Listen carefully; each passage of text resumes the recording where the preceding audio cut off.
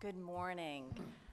I just wanted to start this morning by saying that this past week was a bit unexpected because so much of the time and energy within transportation has been devoted to doing whatever we can to help prepare for Florence. And I will just say, and as I've said on many phone calls with our team all across all 9 districts, I am just so proud to be a part of this transportation system. The collaboration and the preparedness and the focus on safety across the board, working with our personnel, gearing up with equipment, fuel, all of the resources, because the truth is, we did not know exactly how Florence was going to affect the districts here in Virginia, and the truth is we still don't. So we are still dealing with the effects of Florence. We are coordinating with our neighbors, North Carolina and South Carolina. In North Carolina, there have been a number of road closures, major road closures having to do with 95, 440, 40. In fact, I received an update yesterday that 95 could be closed for 7 days, perhaps more, which affects a lot of our operations here in Virginia. So our operations office, our communications office is in constant contact with them.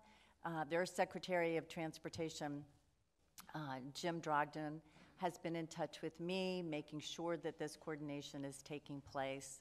And we stand ready to help North Carolina and South Carolina as they ask for our help, particularly with structure and bridge inspections.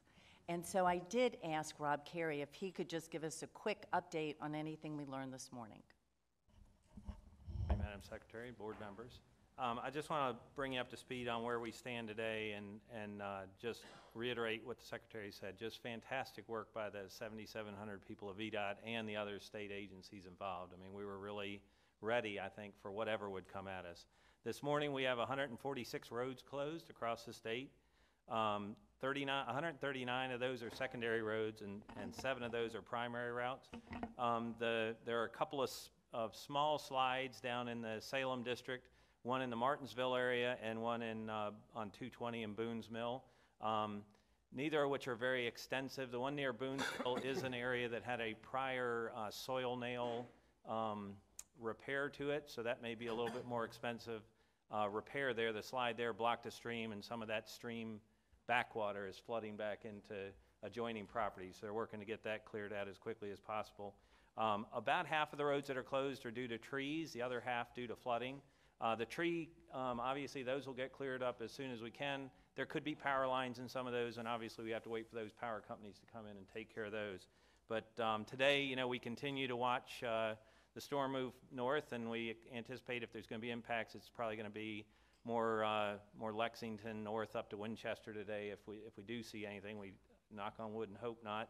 And then we certainly are looking for down around South Boston, Route 58, 501, the Riverdale area, will flood. It's going to peak on Tuesday, and that road is one that goes underwater fairly regularly with heavy rain. So we anticipate that. So that's one we know we're planning for and executing detours and so forth around. But that's the status so far. It's fortunately been less than it could have been. We'll see what lies ahead today, but just do want to reiterate really just the great planning that started Sunday a week ago and every day since by all of VDOT staff. I know that Ken King in our Salem district told me this morning their inspectors were out, looked at 1,600 bridges yesterday. And they may have done that multiple times through the storm, just checking on things.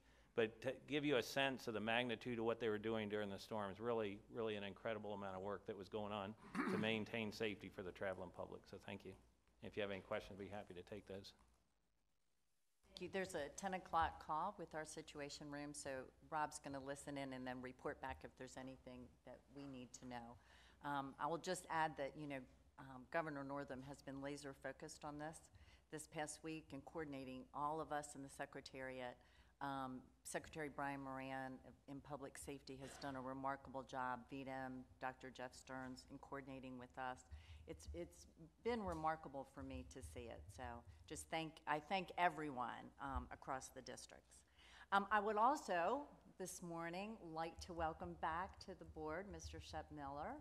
I know of you. We have not met until today. So anyway, I just welcome you back. I know you went to Hampton-Sydney and you got an MBA from William and Mary, so we know you're fun. I'm well educated in Virginia schools. And your whole life has really been, there's that thread of community service, strategic planning, and I believe you're currently president and CEO of Gaslight. Is it Gaslight? No, Light Tech. So that is what you're doing right now. So, so welcome back. So if there's anything you'd like to say. I'd just like to thank you for your welcome, and I'm looking forward to working with these folks. I know a bunch of them, a lot of the staff and some former members and some weren't before, but it's, you know, you're getting great marks for what you're doing here as a board, and I'm just hoping to help you out in any way that I can. Dixon took me under he's my mentor. He took me under his wing and sort of brought me up to speed, so I appreciate that very much, Dixon. And, get out of hand, you know what to do, just say, calm down. Well, you know, I have been told that you're very shy and timid, and so if there's anything, if there's anything we can do to help you, you know, break those barriers. Anyway, so welcome back, and so we're very happy to have you. And under the tutelage of our vice chairman, Mr. Dixon Whitworth. And so Dixon, not only thank you for, you know, guiding our newest member to the CTB, but also for having us here in Stanton. Didn't know quite how all this was going to unfold during the week, but what a beautiful place. We're happy to be here with your district engineer, Randy Kaiser. So anyway, with that, I'll turn it over to you.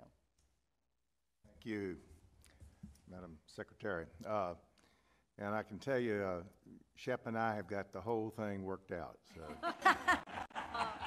not a problem. Adjourn. Welcome to the Stanton District, and more especially, welcome to what up here we kind of refer to as the top of Virginia.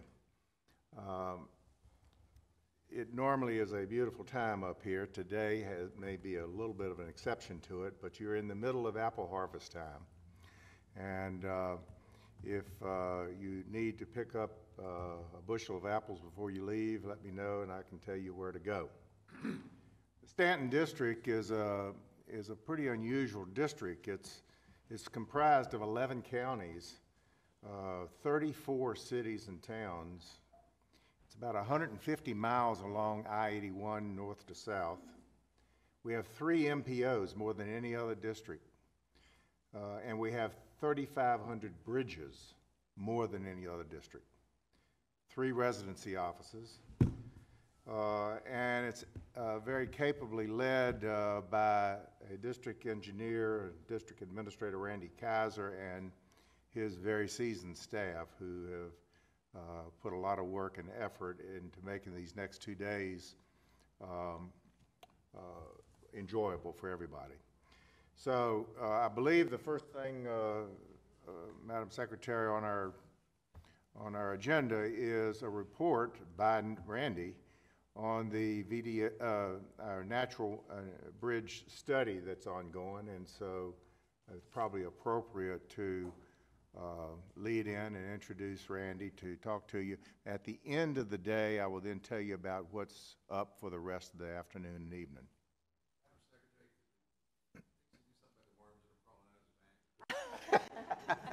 Here, we'll pass the bag over. Fix that. Fix that. Randy. They're genuine. Madam Secretary, members of the board, welcome to Stanton District. As Mr. Whitworth indicated, we're composed of 11 counties and 34 cities and towns located in the beautiful Shenandoah Valley and Allegheny Highlands. Believe it or not, it doesn't rain here all the time. I think the last time you visited Winchester, and I think that was Mr. Whitworth's first CTB board meeting, was here in Winchester, and it rained that particular day. So I don't know what it is about when CTB visits in the Northern Valley, we have a tendency to get rain.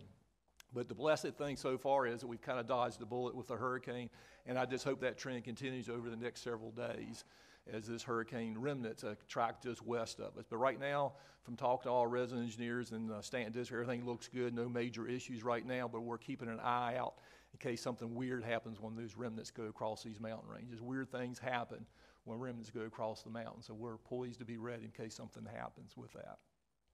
Also, too, as Mr. Whitworth said, we have nearly half of the mileage of the Interstate 81, and it's really the spine of the district. It goes right down through the middle of the district. It's really a vital link for the economy and for us going up down the particular district, the 11 counties we described.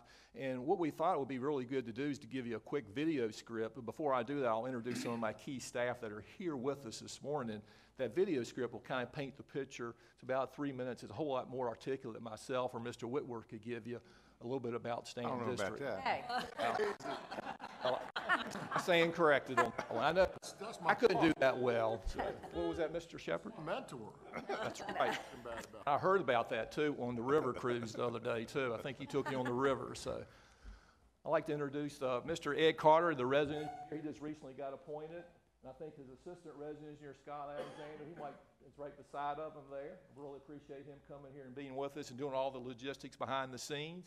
Also have Susan Hammond, the resident engineer from Lexington. I think she's really uptight wanting to head back south because it's raining pretty hard down that way. But we appreciate her being here to help support us on discussion about Natural Bridge. So I just want to introduce her. Also, Dr. Brian Brucknose here. He's our geologist here in the district. He'll be helping us on the geotechnical discussion we're going to have on Natural Bridge. Mr. Terry Short, our district planner's here, and we're doing a planning study right now on Natural Bridge, so he's here to help support that. Also, the voice of Stanton District for VDOT, our communication manager, Sandy Myers, is here, doing a great job for us, and also her assistant, Ken Slack, our communication specialist, and he helped put together the video script we're going to run to kind of give you a quick overview. Is any other VDOT Stanton District staff I happen to miss? It sneaked in on me. I think I got all of the district staff. There's a bunch of people out in the hallway continuing to provide support. So if we could quickly run that video clip and kind of give you a quick overview of Stanton District. It's about 3+ minutes, kind of give you a quick overview.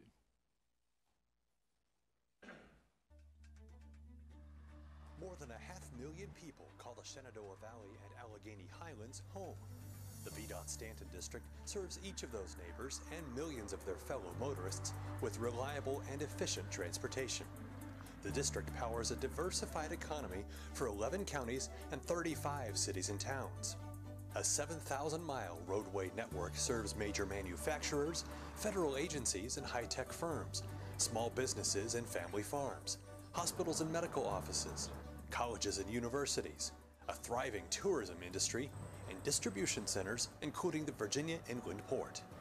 Just over 700 employees make up the Stanton District, including residencies in Lexington, Harrisonburg, and Edinburgh.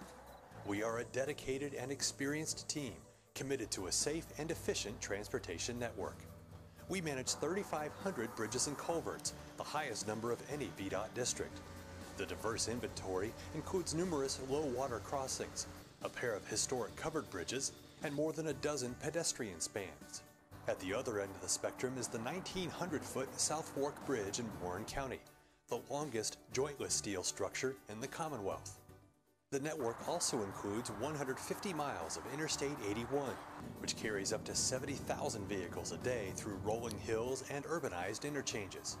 This interstate sees nearly half of Virginia's commercial trucks, hauling more than $300 billion in goods annually. Over the past 5 years, I-81 has received tens of millions of dollars in upgrades, including a truck climbing lane in the challenging terrain of Rockbridge County, and the new Exit 310 interchange that eases congestion and accommodates future growth in Frederick County. Through the I-81 Corridor Improvement Plan, district staff partner with local leaders and motorists to identify additional improvements to safety and traffic flow on the interstate and its critical parallel routes. Another planning study aims to help preserve the world-renowned Natural Bridge by finding a possible alternative alignment for Route 11, which passes directly over the formation and serves as an I-81 detour route. The Stanton District is working with a variety of stakeholders to identify a context-sensitive solution that may be considered for future funding. This spirit of collaboration is evident throughout the district. In Allegheny County, it is a recent project that adds turn lanes and coordinated signals to smooth traffic flow and accommodate a new truck and travel plaza. In Warren County, it is the new Morgan Ford Bridge, a safer crossing over the Shenandoah River that respects the surrounding beauty and history. At Front Royal, it is the quadrant roadway intersection of 3 primary roads. The QRI offers an innovative solution to severe congestion and improves access to the town and nearby I-66. And near Lexington, the I-64 bridges over the Maury River, where a major rehabilitation preserved a vital link to the regional economy while saving $20 million over a full replacement. The district pledges to truly serve its neighbors on major projects like these and through day-to-day maintenance of the existing road and bridge network, with revenue-sharing projects and traffic impact studies, through careful placement and programming of our signs and signals, by directly assisting motorists with the Traffic Operations Center and Safety Service Patrol, and through it all, wise investment of public money and public trust. The VDOT Stanton District strives for safety and stewardship in everything we do. We're proud of the place we call home and eager to help keep Virginia moving.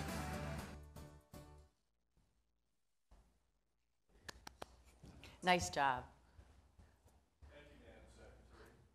You enjoyed that video, and a big thanks to Ken and the team for putting that together. So I have the first item on the agenda, Madam Secretary. I'll be glad to set the stage for that if you're ready. I am ready. That would be great. I know we are working on some audio issues. Mr. Stinson is calling in. The plane was not able to get to the Bristol district. So I will let you all know when he actually comes on board. So we're setting that up, and Mr. Connors did call in and say he's about 15 minutes behind, so due to the traffic. So yes, so with that, the platform is yours. Well, you had so good introduction into the discussion on Natural Bridge with the video clip, and I wanted to provide you a little bit of background on the presentation and why the Madam Secretary requested us to do this update to you today. We did a very similar presentation back in the spring, and Natural Bridge became a state park back in the fall of 2016, and it's been also a national and a state historic landmark for years. And also, let's go ahead and advance to the next slide there, Mr.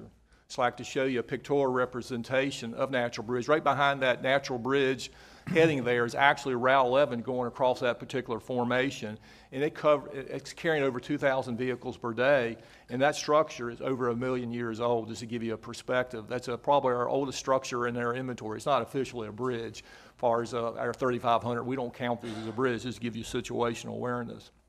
But since it's become a state park, questions were being raised about the weight and the vibrations from the traffic, whether it's having any effect on the structural integrity of that formation. It's over 1 million years old. And you look at that picture, it's about 215-foot tall limestone arch you see there with a 90-foot curved span that was actually made by the forces of nature from the Rockbridge County landscape millions of years ago. Although that Route 11 does cross the top of the rock of the formation, VDOT does not own that formation. Actually, it's privately owned still today. Actually, the state park system has an agreement they're going to actually acquire that property over time, but it is a state park. So the only part we actually owned back in the 1930s is just a little sliver. So we never officially did any type of inspection, but we felt like it was proactive to do that with partners with Department of Conservation and Recreation, make certain it's safe, and how we can actually preserve that from a long-term perspective is why we actually did that particular geological study. And we completed that earlier this year, and right now we're moving forward with a planning study just to figure out conceptually what it would cost actually to try to relocate that road down the road, because we're anticipating Department of Conservation and Recreation and other entities will want to move that off the formation so to actually protect that from a long-term perspective. There's no immediate concerns or issues right now, but I'm going to ask Dr. Brian Brucknow to come up and kind of give you a quick update on the geotechnical study that he led. And also I want to ask Mr. Terry Short to come up and give you a little bit of ideas on the alternative analysis that we're currently have underway. Dr. Brucknow. Thank you very much. It's nice to see you again. Thank you. It's a pleasure to be here. Thank you for having me. If you have never been to Natural Bridge, you owe it to yourself to go, because it truly is a natural wonder, and we are fortunate to have such a feature as Natural Bridge in Virginia. If you have never been there, it is about 2.5 hours south of us, circled there on the map on the left. And if you look on the upper right, you can see how Route 11, which was in the alignment of Route 81, peels off to the west, joins Route 130, and then rejoins the general alignment of I-81 to the south. And the image in the lower right, you can see the Natural Bridge Hotel, the Natural Bridge Park Center, and circled in VDOT orange is Natural Bridge itself. This is probably a perspective that you've never seen before. This image was taken by an unmanned aerial vehicle operated by the FAA certified pilots at Radford University, with whom we partnered to complete this geological investigation. And I think you can see how Route 11 approaches Natural Bridge at an angle, and I think you can appreciate how close your front wheels are to that roughly 240-foot drop. And for scale, if you look underneath on the path, you can actually see some visitors there on the path, so you can get an idea of the scale of this feature. It's very difficult to photograph. So we completed a comprehensive geological and geotechnical evaluation of Natural Bridge in partnership with Radford University. I would say that within the period of about a year, Natural Bridge went from being the least well understood outcrop of geological significance in Virginia to the most well understood and most well-studied outcrop of geological significance in Virginia. Truly a Herculean task. So what did we find after doing all of this? Well, first of all, after carefully analyzing all the data, we have absolutely no evidence that Natural Bridge is unsafe for vehicular traffic. However, Natural Bridge is a natural feature. It is not a man-made structure. It is a natural structure. And as is the case with all natural structures, it is undergoing weathering. And the investigation did find weathering features within the structure, the internal structure of Natural Bridge. We also found that Natural Bridge is susceptible to vibrations from traffic, as well as other human influences, such as water infiltration. So after having done all of this study, the recommendation is that we should remove the alignment off of Natural Bridge to a separate alignment. I'd like to talk just for a moment about the testing methods. I want to impress upon you the technology that we brought to bear here. One of the challenges is that we could use only non-destructive and non-invasive testing for obvious reasons. Each one of these methods, I could probably talk for an hour about it alone. I certainly won't do that. But we used everything that we could consider. Everything from geophysical investigations to ground-penetrating radar, unmanned aerial vehicles, photogrammetry, laser scanning, vibration monitoring, as well as traditional non-invasive geological methods of data collection. You can see some images of the fieldwork, unmanned aerial vehicles, the ground-penetrating radar on the right, the vibration study on the lower right, and if you look at the lower left, you can actually see one of the subcontractors who came in rappelled off of the surface, off of the edge of Natural Bridge to emplace some vibration sensors. Geologically, here's what we found. We found voids at both the northern and southern end of the arch. Now, that should not surprise us that we found voids, because we live in a classic cave environment. Virginia has some of the best cave environment, most well-known cave environment on the face of the earth, so we really shouldn't be surprised that there are voids. We also found a well-developed joint system. Joints are fractures, and that really shouldn't surprise us either, because this is just part of the tectonic system of the Appalachians. We did find blocks or masses which are susceptible to natural weathering and human-induced weathering. We found water migration through the mass. We found areas susceptible to rockfall, and again, we found that the traffic and the light show vibrations could be detected at areas quite far away from traffic. Just a few of those things. This is an image from the resistivity survey, and you can see the voids. The purplish colors indicate air-filled voids, and on the south, to the left, that void is probably something on the order of 5 to 10 feet high, so I could probably stand up in that. But again, structurally, not a risk. You can also see some of these joints or fractures that I mentioned a moment ago. The left image and the right image are the same image. The fractures are just called out on the right, and you can see how they form these masses.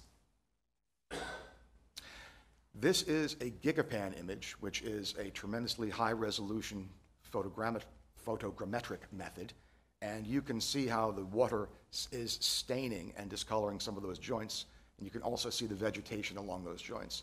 So we know that we have significant water migration throughout the mass. This is another gigapan image, and the inset on the left is a very greatly blown up image of the area to the right. Using gigapan, you can virtually climb all over the outcrop and look for areas which are susceptible to rocks falling, such as the one which is highlighted on the left. And you can see that that particular rock that I found through gigapan is located almost directly above the path. And we also found some interesting results with regard to vibration. Radford University hand-built incredibly sensitive, three-dimensional seismometers, vibration monitors. 8 of them, I believe, were arrayed at one point. And this allowed Radford University and VDOT to collect vibration information in real time as traffic was going back and forth. And we found some heavy vehicle spikes when heavy vehicles crossed Natural Bridge. Our range is about 0.02 to 0.08 inches per second. That's the unit we talk about. At 0.08 inches per second, that is the recommended upper limit for continuous vibration to which ruins or ancient monuments should be subjected. So I know that Natural Bridge is not exactly a ruin or ancient monument, but that's the closest analog that we have. So the vibrations are being transmitted through Natural Bridge. Geologically, we have some recommendations. Now, again, we have no evidence that the bridge is in any way unsafe. It is suitable for vehicular traffic and will remain so for the typical lifespan of a transportation corridor and more so.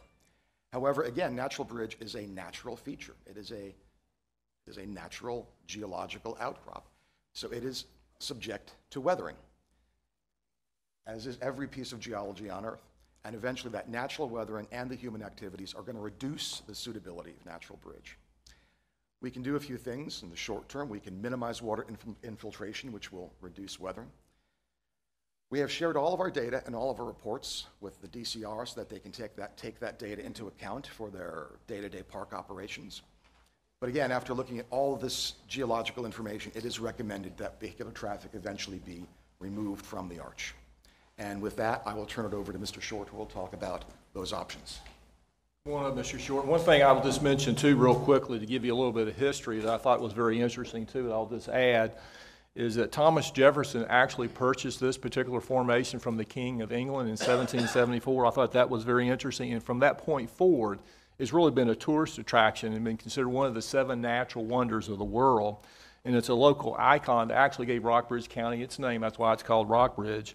And also, as I indicated, and you saw on the slides, it was a National and State Historic Landmark and now is a Virginia State Park. And also, I thought it was an interesting tidbit you'd be interested in. Our own Deputy Secretary of Transportation, Quentin Elliott, grew up nearby. I think he's here in the audience. So we're very careful and considerate of that. And I think he actually worked at the hotel when he was in high school and going to college. So I figured I'd give you that piece of history. And also, George Washington's actual initials are carved into the rock formation. So he surveyed it early in his career. And I heard a rumor even our chief engineer's initials may be penciled in there somewhere too. I don't know if it's true or not, but I'll go ahead and turn it over to Mr. Short to talk about the planning study. Great. Thanks, Randy. Madam Secretary, members of the board, thank you so much for having us out here today to talk about this exciting study. And it truly is an exciting study. As Brian mentioned, midpoint through the geological study, it became apparent that we needed to have a conversation about potential relocation and realignment of Route 11. So with that, we undertook a very comprehensive, accelerated but comprehensive study. And so it's a VDOT-funded study in deep partnership with DCR, our partners with DCR, and working collaboratively. And in fact, we actually even worked together on the scope of services for the consultant that we're working with, which is Baker. We we've conducted an extensive evaluation of options to relocate Route 11 off of the formation, located within the state park. And I would say with 20 plus years of doing similar sorts of planning studies, very rarely do we have go that additional step. We knew, and you'll hear this a couple of times, I'll say this a few times, we knew that each option, whatever we come up with, will be uniquely imperfect. There are so many ecological, geological, and historic elements within this area. We knew from the onset that we needed to have as comprehensive of a data set as possible, even for a very preliminary early onset planning study. So with that, we took the original survey data, and I've had a little illustration there, and with the updated survey, in the springtime, we actually went out, pulled up some 2-foot contours along the entire study area, God bless you, and conducted, so that could inform our work as we proceeded. The next is we conducted a series and developing a series of alignment options, and at the early onset, and that we've come up with. I think initially we had about 11 or so alternatives that we considered. The next, and really most importantly, is I believe that no one understands their community and the road system better than the people who live, work, and play there every single day. So we felt really critical and important to this was to involve as many stakeholders at the beginning of the process. So we assembled a very comprehensive stakeholder committee, which I'll mention here briefly. So at the very beginning, before we even had our first meeting, we felt, this isn't just about the formation. It's not just about the environmental and geological assets. This is about community values and the values that surround that area. And so what we did is we actually conducted a survey poll of all of the stakeholders, and that representation is around 30 individuals. At the early onset, sent out a poll and had them rank and score. And the idea here was that we wouldn't have at the end of the process something where we spent overanalyzed and overassessed one application, became an application or a consideration of an alignment, and become ultra critical about it. So that set up a scoring, very similar to a smart scale weighting process, but again based off of community values, and there's that of individuals that live, work, and play in the area. And so at our first meeting, we held we've probably all had these planning dot exercises where you've gone around and put some colored dots on a map. So we had that, and then what we did is we then went and geocoded each of these spatial marks, and so that way as we developed the alignments, we could reflect back on that public input, that stakeholder input that we received early on. And then we had, we live in a day and age where we have access to tremendous data. So we've been able and been fortunate enough to apply that. We've gotten significant environmental, historic, cultural data sets that have helped inform this process. In terms of the scope, the goal towards the end will have to develop 2 to 3 preferred alternatives, alignments, uniquely imperfect, and have a presentation to the public, which we're currently planning on doing that in towards the end of October, so just next month. And then with a final report in November of this year that will further reflect on the conversation that's taken place over the last 10 to 11 months or so, and the 2 or 3 alternatives, and then a final report, documentation, and planning level cost estimates. Connors, welcome. Hey, thank you. I let everyone know that you were just a little behind. Thank you so much.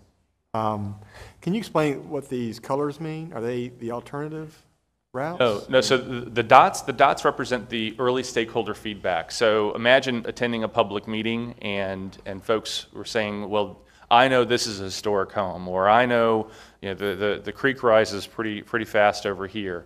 And it was a way to geolocate specific elements that were important to the users of the facility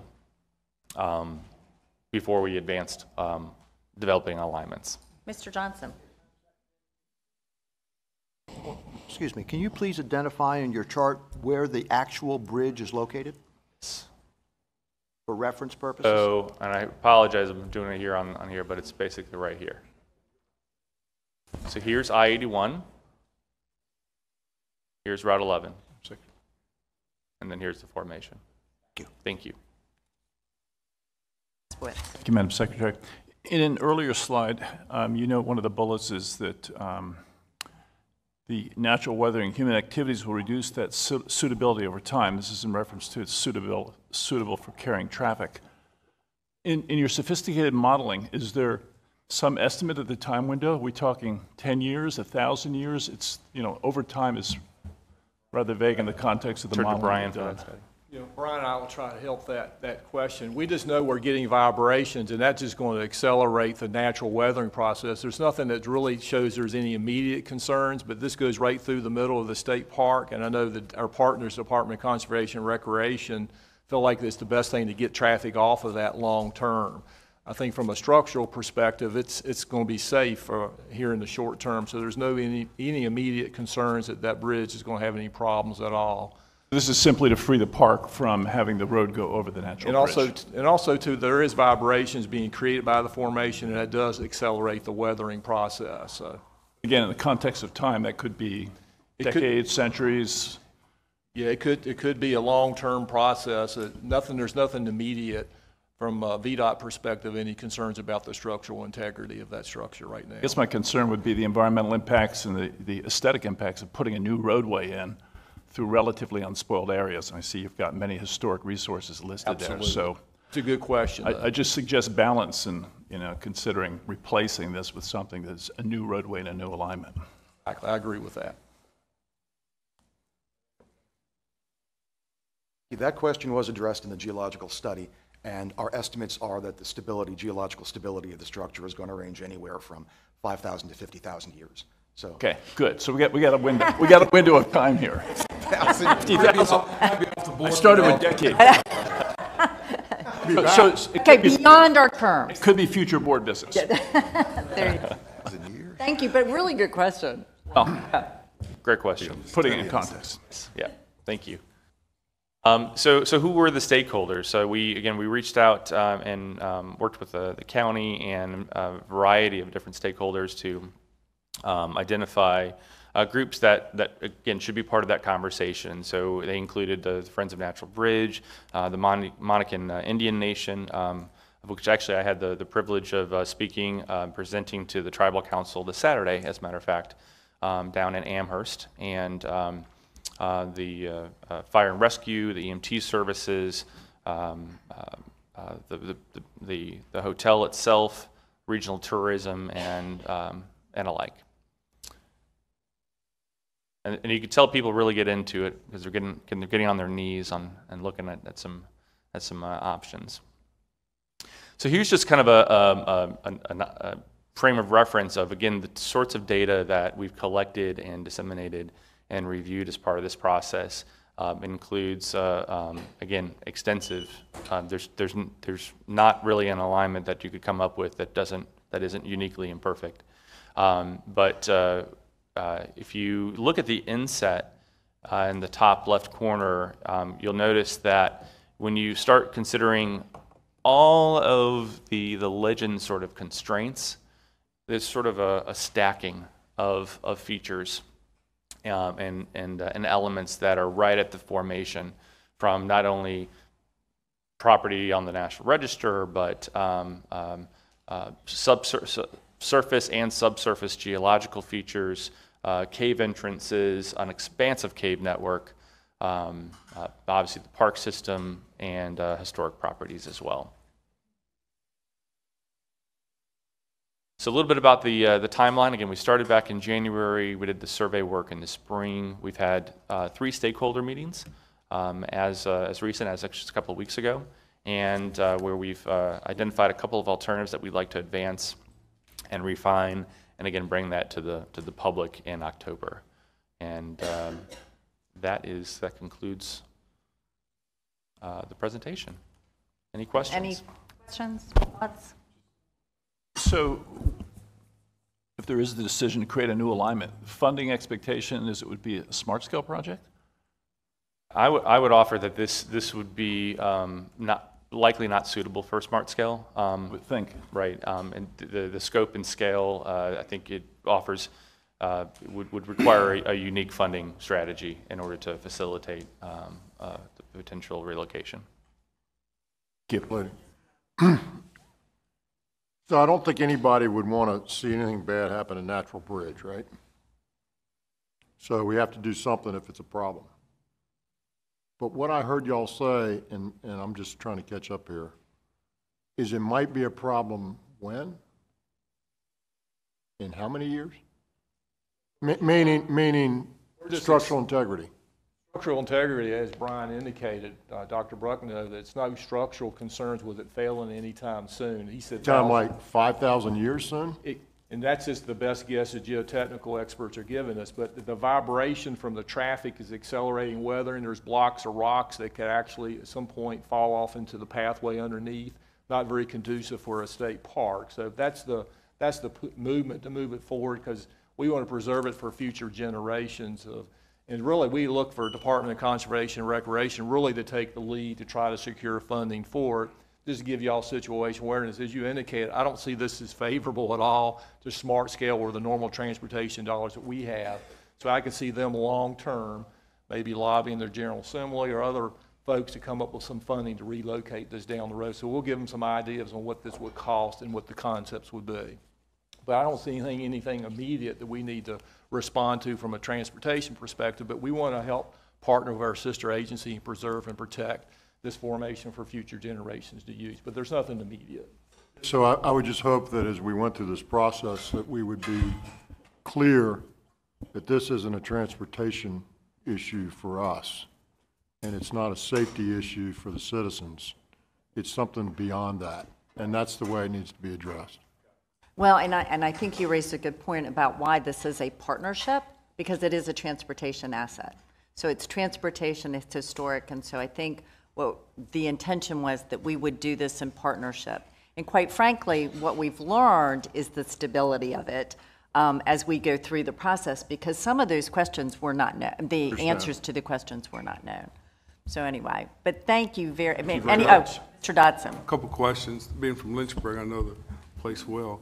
What's heavy trucks? You talking about semis or? Tractor trailers, fire trucks. So there's no, It's an I-81. And the biggest use of it is 81. When we have an incident on 81, we do detour on this segment of Route 11. you just couldn't take the tractor trailers off of it, potentially. We can't take, right now, I guess during normal operations, we don't allow heavy loaded trucks over 20 tons to go over the structure, but when we have an incident, we actually lift that particular truck restriction for overweight vehicles so we can accommodate the traffic from Interstate 81. What's the date y'all gonna have it for the next meeting? When's the next meeting? Yes, sir. I think it. End of October. End of October. Yeah, we haven't settled on a date. Still trying to get a date with the stakeholders and the folks that are in the local community. So I might come up for it. That'll be And good. the last thing, why don't you just block off the road and goes across the bridge? Why don't you just block it off? That was an option that was considered, just closing it to traffic, but is it a vital link for the folks that live there locally and the industries and stuff located in Glasgow? Also, that's the only route we can detour traffic if we ever have an incident on 81, is the thing from a transportation perspective. We talked about that, but it'd be a tremendous detriment, I guess, for the transportation system. It's a big issue in Rockbridge County, because I get the Rockbridge County newspaper weekly, and it's a big issue. It is a big issue for the locals there, if you get that paper. Yes, sir. Maybe at some point we need to go. I don't know. We talked perhaps about we've it. all- We talked about actually Yeah. hosting the CTB meeting in Lexington at one point. We could go caving and, do natural. The weather wouldn't have been very visualization. conducive today to on under the natural formation. Mr. but Williams, yes, it would be, an interesting field trip, wouldn't it? Bus ride in Norfolk. So we go eat the Red Hen, right? there you go, there you go. I'm not gonna So, Not. okay, well, I will just say thank you all very much. It's very, very interesting. I do appreciate the partnership that you have. May I say that when I came through the Stanton District, I had mentioned this to Randy, but for all of you who are here, it was truly one of the wittiest, smartest district meetings I've been to. So really, thank you very much. enjoyed it when you visited us back in the spring. You're welcome back anytime to visit our district. So Thank you. thank you. Before we move on to our next item, I do want to just mention that, I did want to say welcome, Mr. Brown. I'm glad you're here. Any traffic issues? No, just No. Oh, no. Wanted to make sure we talked about the weather. I will say to the district too, I am going to have to borrow the phrase uniquely imperfect. I thought that was a very good phrase. And also with us today, among all of our distinguished guests, Barbara Nelson from the Port of Virginia is here. She is Vice President for Government Affairs and Transportation Policy. I just wanted to welcome you. One of the things in the Secretariat is really trying to break down the silos in transportation, making sure that we all know, and work towards the platform that we're creating for the economy with the port, the spaceport, rail, transit, bridges, roads, ferries, just a comprehensive network. And so Barbara is going to be planning to attend our meetings and just trying to create just a stronger, more consistent collaborative effort. So anyway, welcome. Madam Secretary, may I say that the port's gain is our loss in the Richmond District. Barbara and I have worked very closely together over several years with our MPO, and so congratulations on your new opportunity, but Richmond's lost a real asset in that regard. Oh, absolutely. And being here in the Stanton district, I know Mr. Whitworth's going to give us a kind of an update on where that connection is with the inland port as well. All right, with that, is Mr. Utterback here? I didn't see you back there. How are you? Welcome, welcome. Yes, One of the Madam most Secretary. important projects we're working on. I'm excited to be here. Absolutely. This is, to come to this board means we're moving forward. So as you know, I did brief the board in June on the project, a number of issues, a number of balls in the air. So today I'm going to give you an update on the status of the project, some of the policy considerations and major business terms as we get prepared to issue the final RFP and continue moving the procurement forward. So let me just go through a couple slides as far as just so everyone's aware, new board member. I know Mr. Miller's pretty familiar with this project, but the project really is 10 miles in length, goes from Settlers Landing on the peninsula to I-564 on the Norfolk side. So there are, obviously, that goes across the Hampton Roads Bridge Tunnel. There are 5 interchanges involved in the project. So the improvements would be to 6-lane the highway with actually a new, so we'd have 3 lanes in each direction, looking at a managed shoulder. I'll get to that. Over the water, we would be doing a new 4-lane bridge tunnel, or as I'll get into it, you could do 2 2-lane tunnels. So still working through that, but just basically over the water, we will have a 4-lane capacity, new capacity. It is envisioned in a concept that we developed that the new lanes would be eastbound and the existing tunnels both would be going westbound. So that is our concept that we have right now as we are in procurement, and I'll go into that a little bit more. We are planning to replace the marine bridges, the current bridges that are there. So that's part of the, if you remember in June, we talked about 3 major options that we were looking at. This was one of the ones that we, through dialogue with the contractor JV teams, it was too big and too complicated to treat as an option. It's needed to do very much with this project, so it is part of the base scope.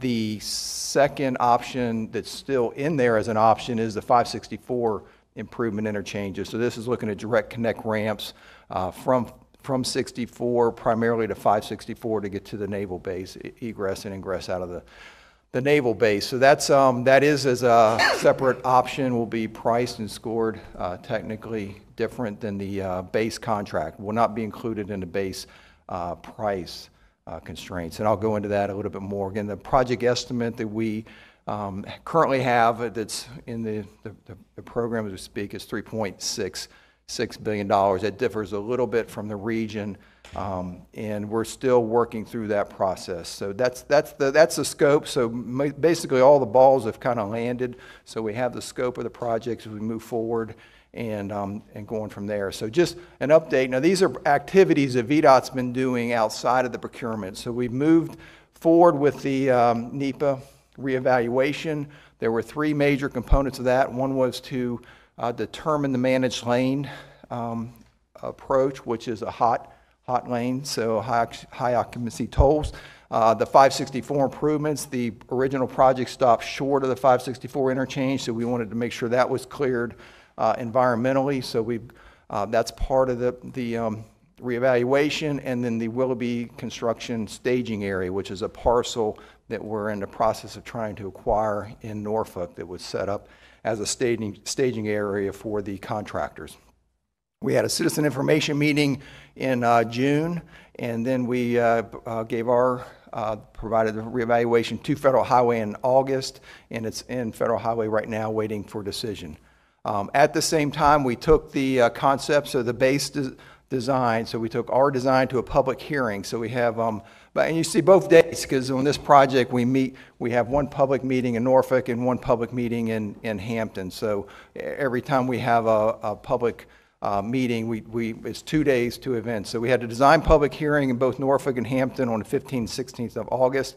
Had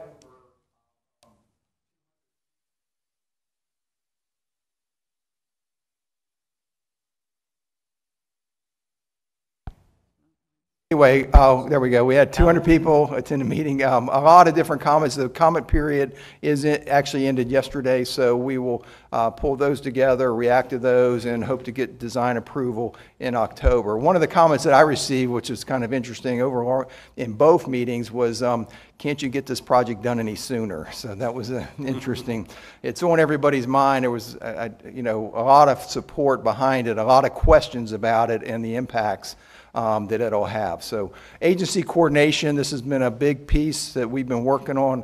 I spent a lot of time on this. We do have the federal highway. There are federal highway milestones with a major project of this size. So we had the first one, which was the risk workshop on September 6th.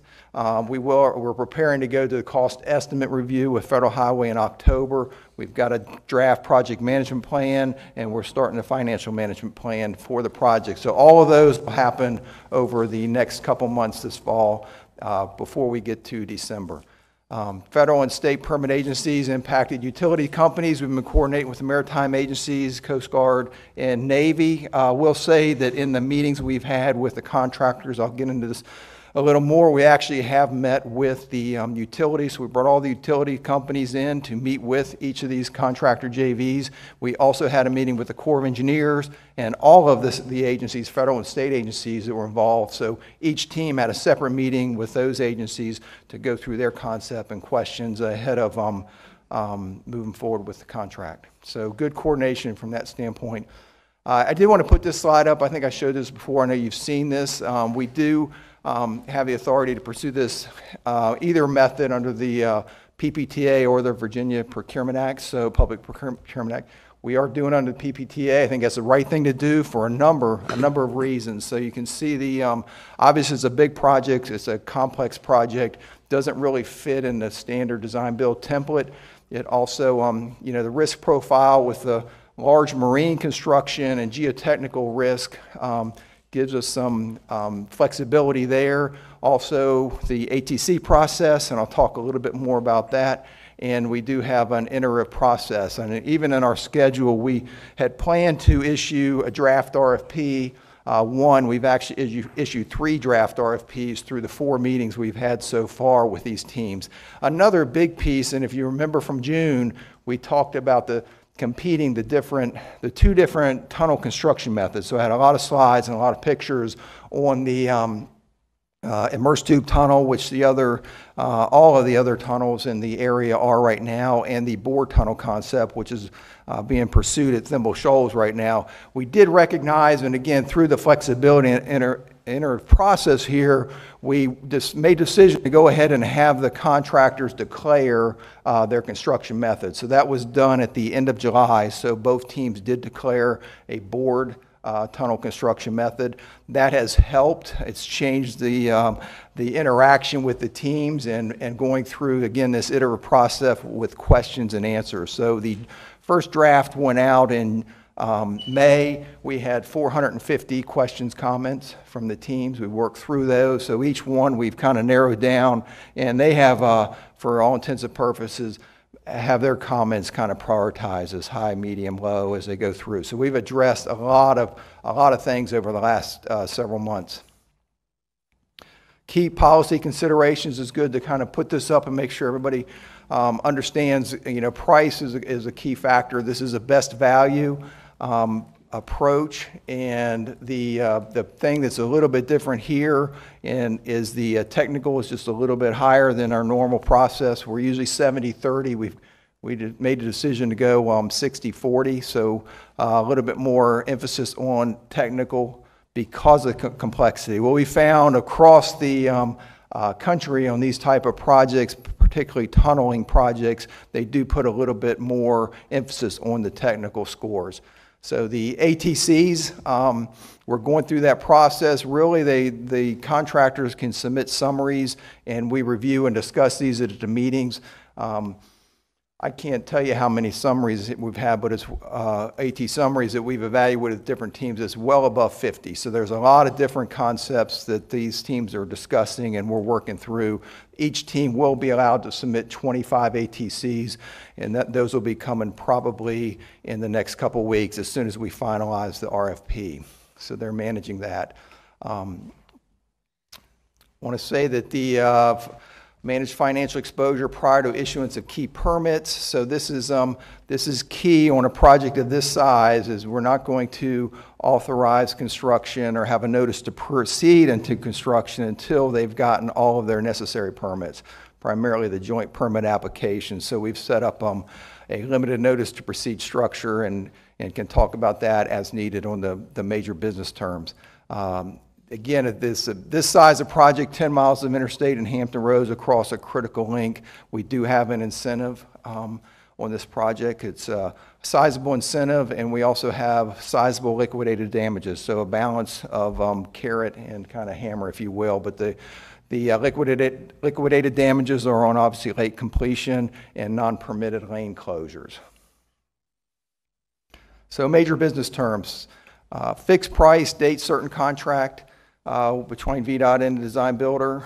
One of the key parts of this, and as we're managing it through, is that we will have a notice, a not to exceed price in the contract. So we will set a ceiling on the price proposal that it cannot exceed a certain amount. Right now that's $3.1 billion. That will be in the contract. From that standpoint, the government approvals, VDOT is doing the NEPA, CTB, obviously Federal Highway, we're working all of those.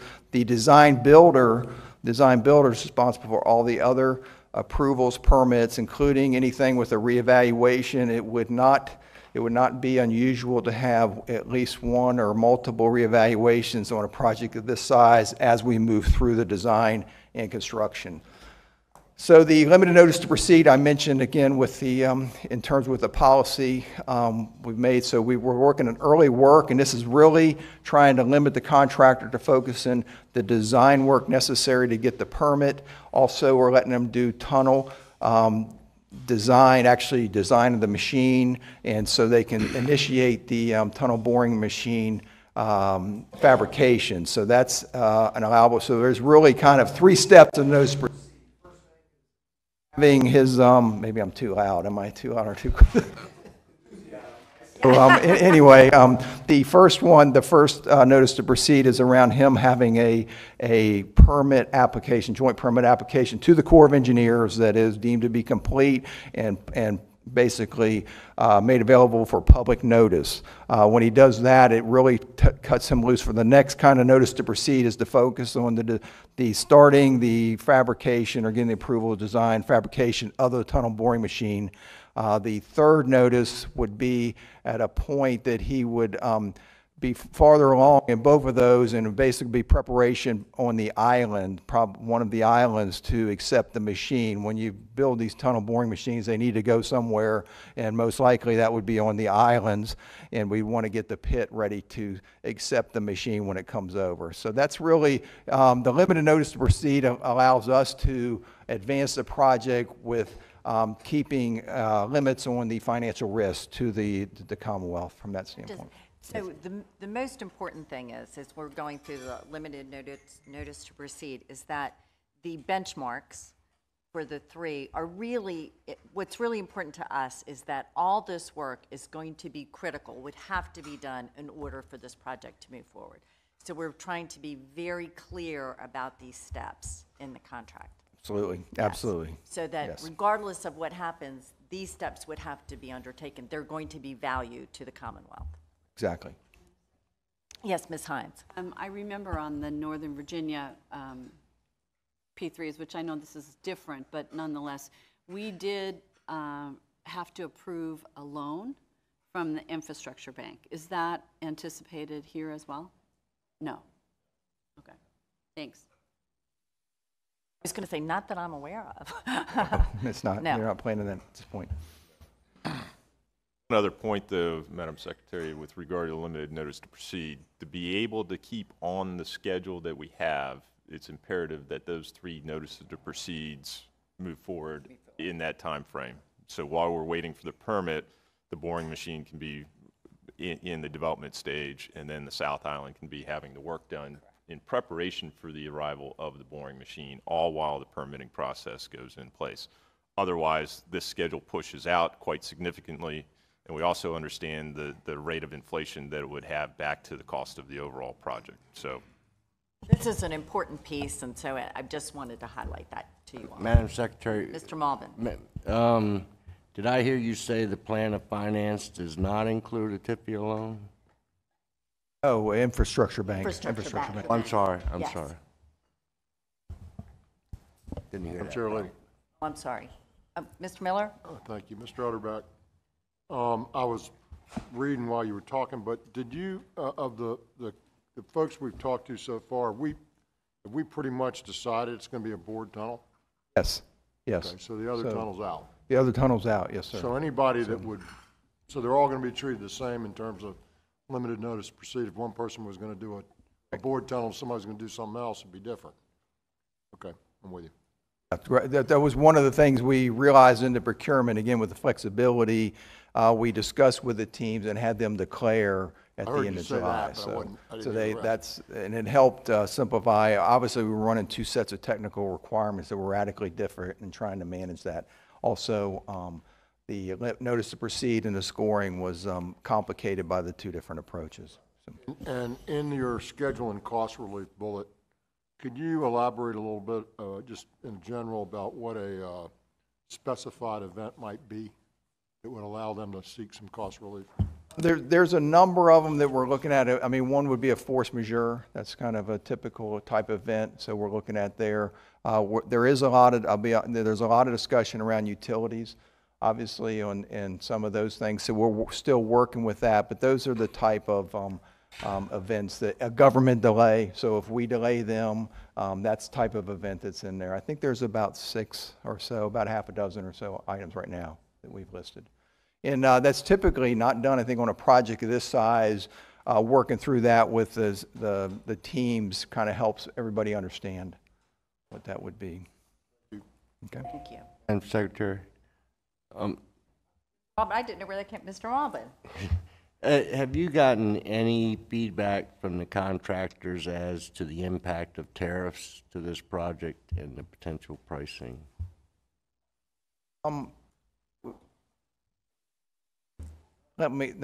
There's been some discussions, but that's, no, I guess not officially. There hasn't been anything. We've had, obviously there's some discussions on that. So, yeah. What I'd say, though, is part of the dialogue that we've had at each one of the proprietary meetings with each team has been the conversation around the not-to-exceed price.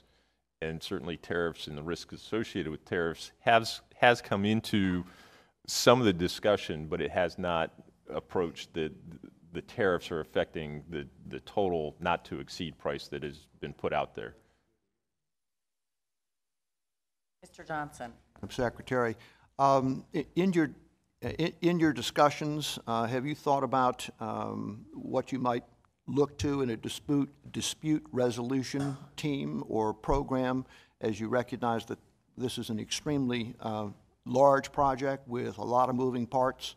I just thought it might be a good idea that down the road you have a team at the end of the program that's been involved with you over time, that's able to assess where we are and to assist you and VDOT, if you will, in making a case, if necessary, to deal with those type of disputes that may come down the line. Madam Secretary, Mr. Johnson, yes, sir. We are still working on the language around the DRB, so that will be a part primarily of the tunnel. So that's really where we're going to focus the DRB on this particular project. So yes, sir. Yes, sir. And Secretary, I'd just like to say we're fortunate to have Jim Otter back participating in this process. He's doing an extremely good job in a very, very complex project. There's just a lot of boxes to check and negotiate and do. I often tell him the most easiest part of this thing is building it. The toughest part is getting to where you can build it. So he's doing a great job. I could not agree more. And, thank you very much for all of everything you have done in managing this process. I will just say that I was in a meeting last week where the price adjustments came into play, and I know that we're still working through some of that. We're recognizing that there could be price fluctuations. Some of them are positive. I know copper came up, steel could be negative, so there's still, that's not all been finalized yet. That's, So, but yeah. the recognizing that this could be an issue. That is correct. And I mean, it's not just this project, I mean, this is a national issue. So I think we've, obviously Carrie Bates from the construction is meeting with AASHTO. So I think getting guidance, but putting those, having those steel indices in the contract gives some flexibility to address that. So more on this as we kind of dial this in over the next couple of months, absolutely. That risk factor is part of our discussions. Mr. Secretary, if I may, I'd just like to second Mr. Malbin's comments. Jim is doing an excellent job and has a strong team, and it's a very large project with a lot of moving parts, and it's coming together. Thank you for your hard work. Appreciate that. All right, We all want to be you in 6 years. You don't. Just want to be there in 6 years. I have gray hair in 6 years. I know. People started taking pictures